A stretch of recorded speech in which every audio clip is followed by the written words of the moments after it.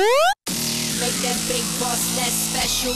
It ain't no game, but they saying welcome to the second level. Second level.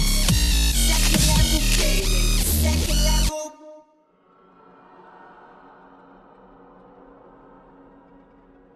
I've been looking forward to digging into the Solus Project for quite some time. Grip Digital and Teotl Studios have been ramping up the hype for a little bit, and every showing of the game has looked more and more impressive. It finally hit the PSN store at a pretty reasonable price tag of $20 a little while back, and it's taken me quite some time to compose a proper review.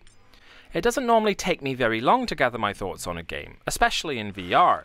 It either works or it doesn't. What I found with the Solus Project, however, is that you really do get out what you put in.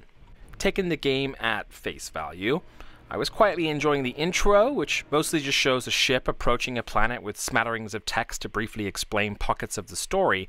Then I accidentally touched a button, and the entire segment skipped, much to my dismay. I made that mistake a couple times. It wouldn't be so bad if the loading screens weren't quite as dull as they are. There's nothing inherently wrong with them, it's just the same select screenshots over and over for a decent amount of time. Later in the game, when you're doing more exploration, they can become quite annoying when you accidentally travel between areas. You can get turned around and go too far in the wrong direction, and get sent to the last area that you were in. You have to wait a minute or two for the loading to stop, then turn around, head back in, wait a minute or two for the loading to stop.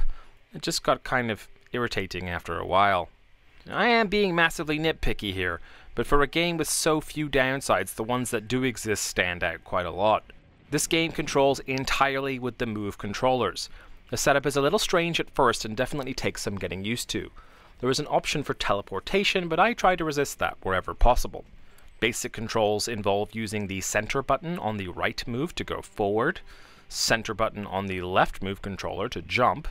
Your head controls a lot of the direction, but can be assisted by incremental turning implemented on the X and circle buttons of the left move controller.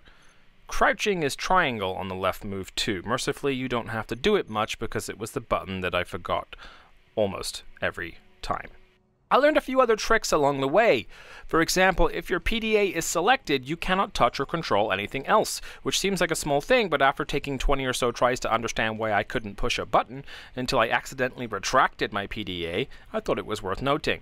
This game does not hold your hand at all. There is a sort of a waypoint system, but it's not the easiest to follow. There's lots of exploration that needs to be done to try and figure out exactly how to get to the end point.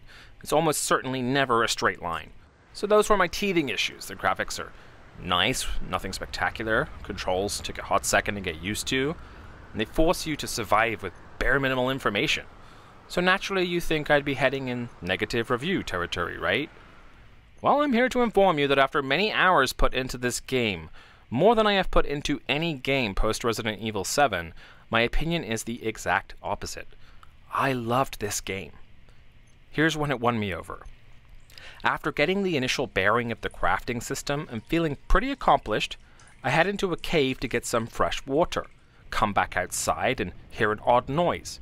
Shortly after, I notice something falling from the sky. It lands a couple clicks away, so I head over to the wreckage, and in that wreckage I find food and water and a bizarre teleportation device that shoots spinning discs and allows you to select them by simply jumping to their position.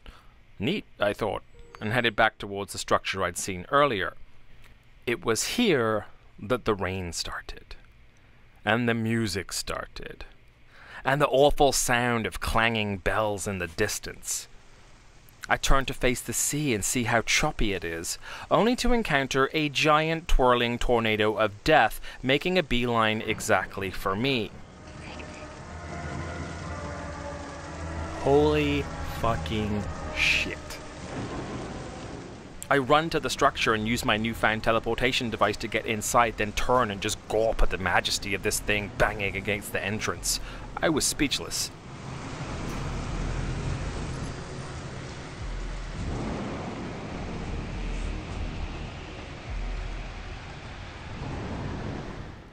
The Solus Project is littered with these mouth-wide-open moments.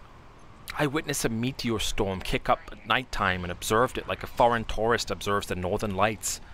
I found puzzles, contraptions, notes, statues, alien lifeforms, bionic death traps. I knew my overall goal, and sometimes I'd have to really go outside the box to attain it. But in between those mini-missions, the Solus Project likes to throw the word explore at you as a prime directive. It encourages you to uncover its many vast secrets. Before too long, I noticed I was maneuvering really well with the moves. I stopped having to think which buttons to press and just started to press them. I learned the value of a torch and my PDA and how to balance my survival elements, how to live on this desolate landscape. I'll be honest, I was so soaked up in the atmosphere, I was blissfully ignorant of the actual storyline. I knew some lady kept yelling at me to get in touch with her, and I figured I was doing alright, but oh, what's that weird cave over there? And so the cycle continued. The Solus Project takes some of the best bits of survival games like Stranded Deep and mixes them with its unique environment. The crafting is nowhere near as annoying though, since most things only require one of the said resource to make, as opposed to you cutting down an entire island to make a campfire. Are the load times long? Yes. If you drop your torch by mistake, are you pretty much fucked? Yes. Did I glitch into the environment a few times using the teleporter? Yes. But you know what? I loved every second of it. As far as experiences go, behind Resident Evil 7 and Farpoint, this stands as one of my absolute favorite on the PSVR unit so far. At the price, it's an absolute steal. You may hate me at first when you skip the intro by mistake and struggle with the moves as your primary control option and get zero tutorial at all. But after that tornado, you'll want to see the whole damn thing. Trust me.